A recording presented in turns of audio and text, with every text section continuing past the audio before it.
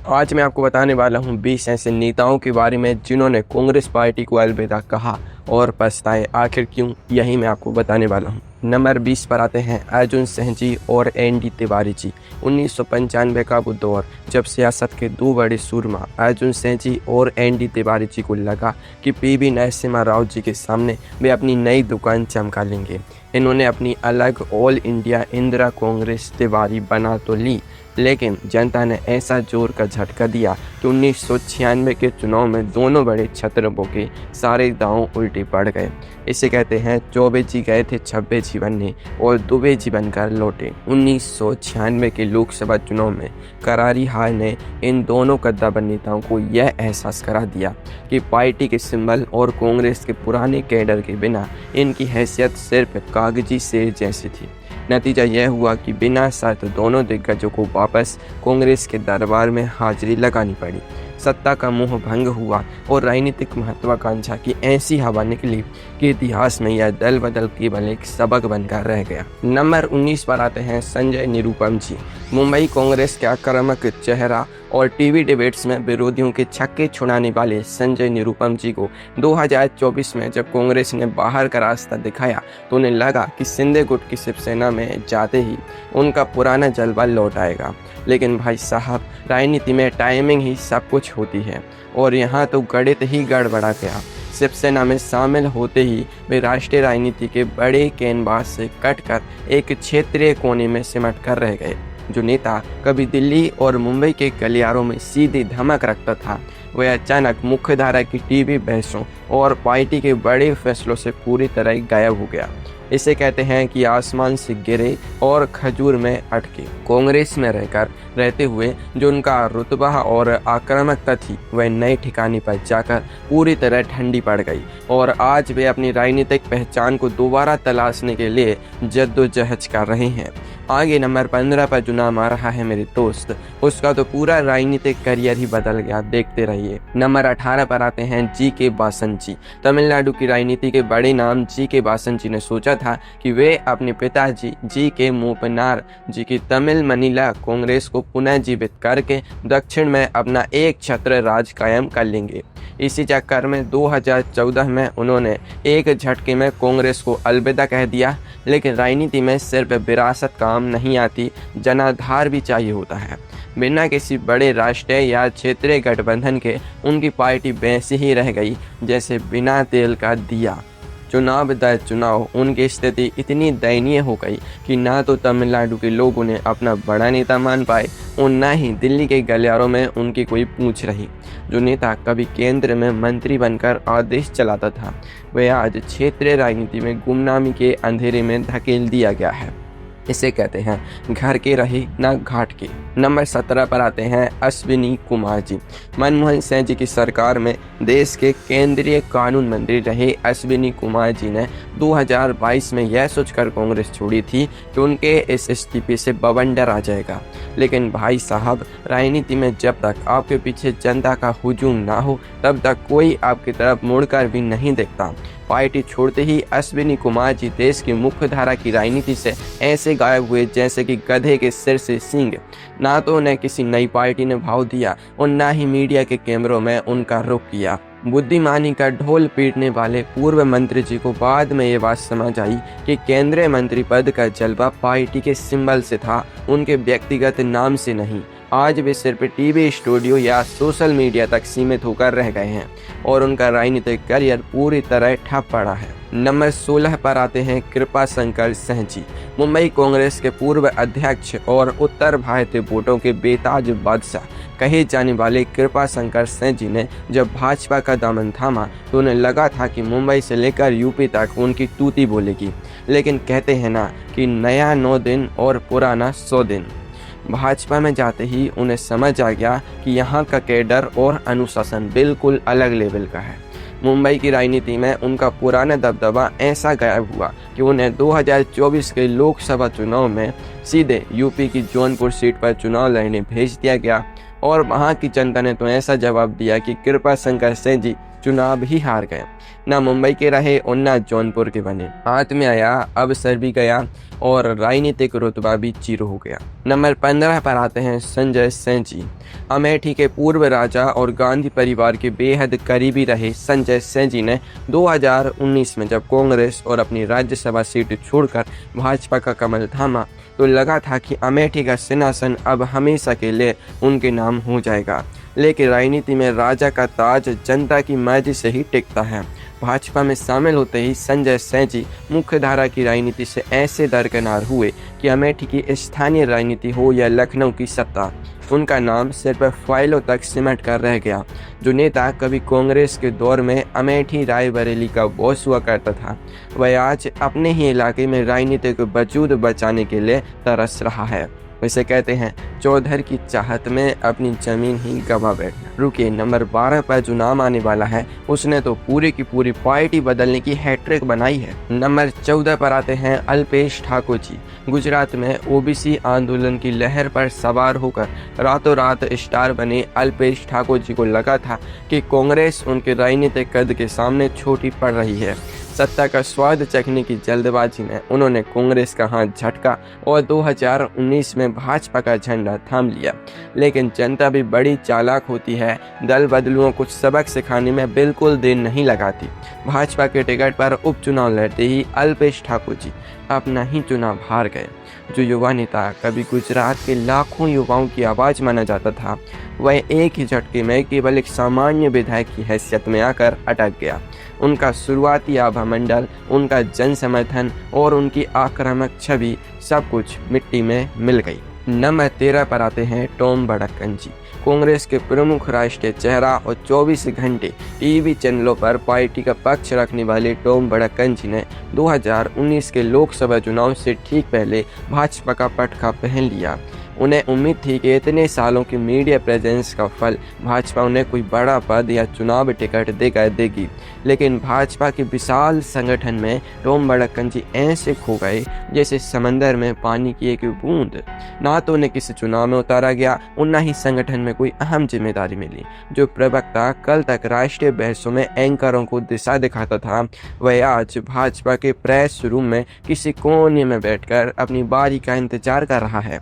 इससे कहते हैं माया मिली न राम, अंत में दो हाथ से खोए। नंबर 12 पर आते हैं आरपीएन सिंह जी। उत्तर प्रदेश के पडरौना के राजा और पूर्वांचल के कांग्रेस का बड़ा चेहरा रहे आरपीएन सिंह जी 2022 के यूपी चुनाव से ठीक पहले भाजपा में शामिल हुए थे। उन्हें लगा था कि भाजपा में जाते ही पूर्वांचल की राजनीति में उनकी किस्मत की चाबी खुल जाएगी। लेकिन भाजपा के अनुशासित और भारी भरकम कैडर के बीच आरपीएन सिंह जी की हैसियत एक साधारण नेता जैसी बनकर रह गई। कांग्रेस में रहते हुए जो नेता केंद्रीय स्तर के फैसले लिया करता था और राज्यों का प्रभारी बनकर हुक्म चलाता था, वह भाजपा में जाकर केवल एक राज्यसभा सांसद बनकर सीमित हो गया। जमीनी राजनीति से उनका संपर्क लगभग कट चुका है और पूर्वांचल में उनका पुराना रुतबा अब सिर्फ इतिहास की बातों में ही सिमट कर रह गया है। नंबर 11 पर आते हैं कुलदीप बिश्नोई जी। हरियाणा के पूर्व मुख्यमंत्री भजन लाल जी के बेटे कुलदीप बिश्नोई जी की राजनीतिक महत्वाकांक्षाएं हमेशा आसमान छूती रही हैं। कांग्रेस में खुद को भावी मुख्यमंत्री का दावेदार मानकर चलने वाले कुलदीप बिश्नोई जी ने जब भाजपा का हाथ थामा तो उन्हें लगा कि अब तो उनका रास्ते लगता है। लेकिन भाजपा ने ऐसा चक्रव्यूह रचा कि कुलदीप जी अपनी ही आदमपुर के गढ़ में बैकफुट पर आ गए। ना तो उन्हें हरियाणा सरकार में कोई बड़ा पद मिला और ना ही उनके बेटे की राजनीतिक लॉन्चिंग उस तरह हो पाई जैसा कि वो चाहते थे। कांग्रेस छोड़ने का नतीजा यह हुआ कि जो नेता हरियाणा की राजनीति का किंग मेकर बनने का सपना देख रहा था, वह आज अपनी ही पारंपरिक सीट को बचाने के लिए पसीना बहा रहा है।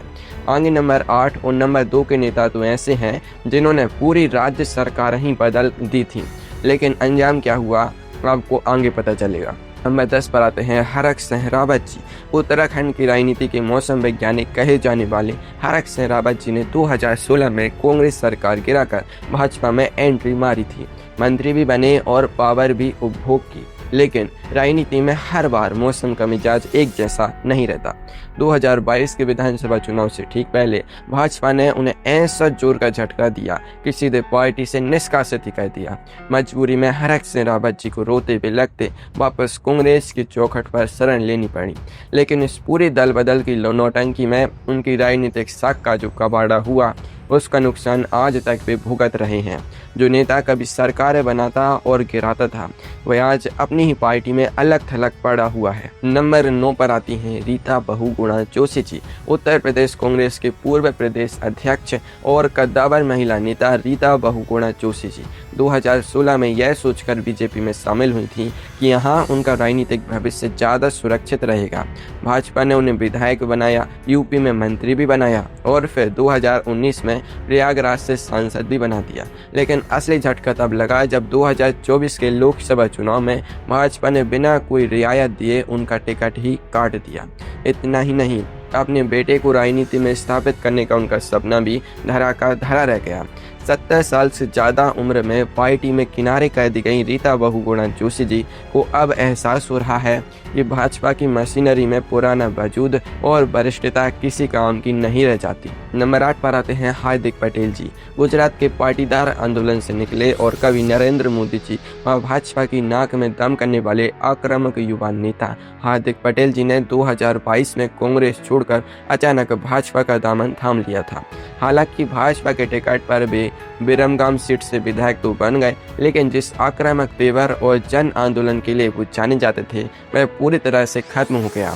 जो नेता कभी लाखों की भीड़ चुटकियों में इकट्ठा कर लेता था, वह भाजपा के सख्त अनुशासन के सामने एक अनुशासित सिपाही बनकर रह गया है। जनता के बीच से उनकी एक स्वतंत्र क्रांतिकारी की छवि पूरी तरह से गायब हो चुकी है और अब वे केवल पार्टी गाइडलाइंस पर बयान देने तक ही सीमित है। नंबर 7 पर आते हैं विजय बहुगुणा जी। उत्तराखंड के पूर्व मुख्यमंत्री विजय बहुगुणा जी ने 2016 में हरीश रावत जी की सरकार के खिलाफ बगावत का झंडा बुलंद किया था और अपने समर्थक विधायकों के साथ भाजपा में शामिल हो गए थे। उन्हें लगा था कि बीजेपी में जाने के बाद राज्य की सत्ता की कुंजी फिर से उनके हाथों में आ जाएगी, लेकिन भाजपा का शीर्ष नेतृत्व बहुत चालाक निकला। बहुगुणा जी को ना तो दोबारा मुख्यमंत्री बनने का मौका मिला और न ही राज्य की अग्रिम पंक्ति की राजनीति में कोई जगह दी गई। उनका राजनीतिक करियर वहीं थम गया और आज उत्तराखंड की मुख्य धारा की राजनीति में विजय बहुगुणा जी का नाम सिर्फ एक भूतपूर्व नेता के तौर पर ही लिया जाता है। नंबर 6 पर आते हैं एस.एम. कृष्णा जी। कर्नाटक के पूर्व मुख्यमंत्री और यूपीए सरकार में देश के विदेश मंत्री रहे एस.एम. कृष्णा जी ने 2017 में जब 80 साल की उम्र में कांग्रेस छोड़ी और भाजपा का दामन थामा, तो पूरे देश की राजनीति हैरान रह गई थी। उन्होंने आरोप लगाया था कि कांग्रेस में बुजुर्ग नेताओं का सम्मान नहीं होता, लेकिन भाजपा में शामिल होने के बाद उन्हें क्या मिला? केवल एक सम्मानजनक खामोशी। भाजपा के नए और युवा नेतृत्व के बीच एस.एम. कृष्णा जी पूरी तरह से अप्रासंगिक हो गए और उन्हें संगठन में कोई सक्रिय जिम्मेदारी भी नहीं मिली। आखिरकार निराश और ठगे से महसूस करने के बाद उन्होंने राजनीति से पूरी तरह संन्यास लेने में ही अपनी भलाई समझी। अब आ रहे हैं टॉप 5 नाम, जहां से खेल और भी ज़्यादा इंटरेस्टिंग और कड़वा होता जाता है। नंबर 5 पर आते हैं चौधरी बीरेंद्र सिंह जी। हरियाणा की राजनीति के छोटू राम के पोते और कद्दावर जाट नेता चौधरी बीरेंद्र सिंह जी 2014 में कांग्रेस का 40 साल पुराना हाथ छोड़कर भाजपा में गए थे। भाजपा ने उन्हें केंद्र में मंत्री भी बनाया और उनके बेटे ब्रजेंद्र सिंह को संसद भी बनाया। लेकिन जैसे जैसे समय बीता, हरियाणा भाजपा में मनोहर लाल खट्टर जी के नेतृत्व के आगे बीरेंद्र सिंह जी और उनके बेटे पूरी तरह से हाशिए पर धकेल दिए गए। 10 साल तक भाजपा में घुटने के बाद जब 2024 में बेटे का टिकट करने की नौबत आई, तो बीरेंद्र सिंह जी को वापस अपने पुराने घर यानी कांग्रेस में ही शरण लेनी पड़ी। 10 साल का ये लंबा चक्कर काटकर वे वहीं आ खड़े हुए जहां से चले थे। बस फर्क इतना था कि इस दौरान उनका राजनीतिक प्रभाव आधा रह गया। नंबर 4 पर आते हैं अशोक तन्वर जी। हरियाणा कांग्रेस के पूर्व प्रदेश अध्यक्ष और कभी राहुल गांधी जी की कोर टीम के सबसे खास सिपाही रहे अशोक तन्वर जी का राजनीतिक जीवन दल बदल का एक ऐसा चक्रव्यूह बन गया जिसे देखकर हंसी भी आती है और तरस भी। 2019 में कांग्रेस छोड़ने के बाद तन्वर जी ने पहले अपनी अलग पार्टी बनाई, फिर तृणमूल कांग्रेस में गए। वहां बात नहीं बनी तो आम आदमी पार्टी का झाड़ू थामा और फिर 2024 के लोकसभा चुनाव से ठीक पहले बीजेपी में शामिल हो गए। तो तब हो गई जब भाजपा के टिकट पर 2024 का चुनाव हारने के कुछ ही महीनों बाद हरियाणा विधानसभा चुनाव के बीच में वे मंच पर फिर से कांग्रेस में शामिल हो गए। लगातार थूक कर चाटने वाली इस राजनीति ने अशोक तन्वर जी की विश्वसनीयता और राजनीतिक साख की ऐसी धज्जियां उड़ाई कि आज जनता उन्हें सीरियसली लेना ही बंद कर चुकी है। नंबर 3 पर आते हैं कैप्टन अमरिंदर सिंह जी। पंजाब के पटियाला के महाराजा और दो बार मुख्यमंत्री बने कैप्टन अमरिंदर सिंह जी के नाम इस लिस्ट में सबसे दर्दनाक कहानी बयां करता है। नवजोत सिंह सिद्धू जी से विवाद के बाद 2021 में जब कैप्टन ने अपमानित होकर मुख्यमंत्री पद छोड़ा तो उन्होंने कांग्रेस से अलग होकर पंजाब लोक कांग्रेस बना ली और 2022 का चुनाव भाजपा के साथ मिलकर लड़ा। लेकिन पंजाब की जनता ने इस अपमान का ऐसा बदला लिया कि कैप्टन अमरिंदर सिंह जी अपनी पारंपरिक पटियाला शहरी सीट से हार गए, जिस कैप्टन के एक इशारे पर पूरा पंजाब घूमता था। उनकी अपनी पार्टी का एक भी उम्मीदवार चुनाव नहीं जीत सका। बाद में उन्होंने अपनी पार्टी का विलय भाजपा में तो कर दिया, लेकिन आज वे पंजाब की सक्रिय राजनीति से लगभग बेदखल होकर सिर्फ मार्गदर्शक की भूमिका में आराम फरमा रहे। नंबर 2 पर आते हैं ज्योतिरादित्य सिंधिया जी। मार्च 2020 में मध्य प्रदेश में कमलनाथ जी की सरकार गिराकर 22 विधायकों के साथ भाजपा में शामिल होने वाली ज्योतिरादित्य सिंधिया जी को इस लिस्ट का सबसे हाई प्रोफाइल चेहरा माना जाता है। कांग्रेस में रहते हुए भी राहुल गांधी जी के सबसे करीबी और पार्टी का राष्ट्रीय चेहरा थे। भाजपा में जाने के बाद वे केंद्र में नागरिक उड्डयन और दूरसंचार जैसे बड़े मंत्रालयों के कैबिनेट मंत्री जरूर बने और 2024 का चुनाव भी भारी मतों से जीते। लेकिन जिस मुख्य सपने यानी मध्य प्रदेश का मुख्यमंत्री बनने के लिए उन्होंने पूरा खेल रचा था, वह सपना आज भी अधूरा ही है। इतना ही नहीं, ग्वालियर चंबल अंचल में जो सिंधिया राजघराने का एक छत्र वर्चस्व हुआ करता था, अब उन्हें भाजपा के नरोत्तम मिश्रा, BD शर्मा और शिवराज सिंह चौहान जैसे पुराने नेताओं के गुटे संतुलन और अनुशासन के दबाव में जीना पड़ रहा है। जो सिंधिया कांग्रेस में एक राजा की तरह हुक्म चलाते थे, ये आज भाजपा के अनुशासित कार्यकर्ता की तरह हर छोटे बड़े फैसले के लिए दिल्ली के आलाकमान की तरफ देखने को मजबूर हैं। नंबर 1 पर आते हैं गुलाम नबी आज़ाद जी। और अब नंबर 1 पर आते हैं कांग्रेस के सबसे वरिष्ठ और 50 सालों तक पार्टी का मलाईदार मजा चखने वाले गुलाम नबी आज़ाद जी। राज्यसभा में नेता प्रतिपक्ष रहे और यूपीए सरकारों में हमेशा ताकतवर मंत्री रहे। आज़ाद जी ने जब 2022 में राहुल गांधी जी पर तीखे हमलों की बौछार करते हुए 50 साल पुराना रिश्ता तोड़ा तो लगा था कि वे जम्मू कश्मीर की राजनीति में भूचाल ला देंगे। उन्होंने बड़े जोर शोर से डेमोक्रेटिक प्रोग्रेसिव आज़ाद पार्टी यानी DPAP का गठन किया, लेकिन अंजाम क्या हुआ? 2024 के जम्मू कश्मीर विधानसभा चुनाव में उनकी पार्टी का खाता तक नहीं खुला और उनके लगभग सभी उम्मीदवारों की जमानत जब्त हो गई। यहाँ तक कि उनके अपने करीबी सहयोगी एक एक करके वापस कांग्रेस में लौट गए। जो गुलाम नबी आज़ाद जी कभी दिल्ली के सत्ता के गलियारों में किंग मेकर हुआ करते थे और राष्ट्रीय राजनीति की दिशा तय करते थे, वे आज अपने ही राज्य में राजनीतिक रूप से पूरी तरह अप्रासंगिक और अकेले पड़ चुके हैं। ऐसे कहते हैं, अपने ही हाथों अपनी बनी बनाई विरासत पर पानी फेरना।